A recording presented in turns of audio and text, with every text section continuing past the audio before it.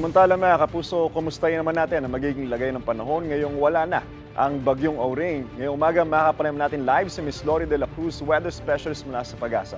Good morning po, Miss Lori. Yes, good morning Sir Anjo at sa lahat ng ating mga taga-pakinig.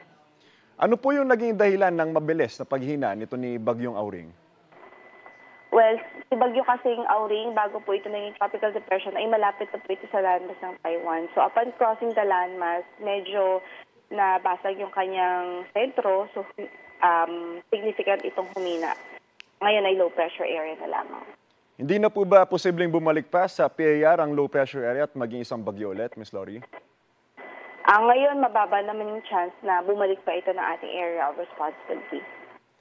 Ngayong wala na pong bagyo, may mararanasan pa ba tayong ulan dahil sa bagat? Tsaka follow-up question po, uulan po ba ngayong darating weekend? Well, for Batanes, they will still experience cloudy skies with rains and thunderstorms dahil pa rin sa trough o extension itong low pressure area ng dating si bagyong Auring. Maliban sa Batanes, sa Ilocos region at maging sa Babuyan Islands, may mga pag-ulan din dahil naman sa habagat. Kasama din sa mga pwede ulanin ang Surigao del Sur at Davao Oriental dahil naman ito sa easterlies. For Metro Manila and the rest of the country, generally fair weather naman ang mararanasan sa panahon liban sa mga localized thunderstorms in the afternoon or evening. Over the weekend, we're expecting an improving weather over most parts of the country. Last question, Miss Lori, may monsoon rains din ba sa unang araw ng balik eskwela?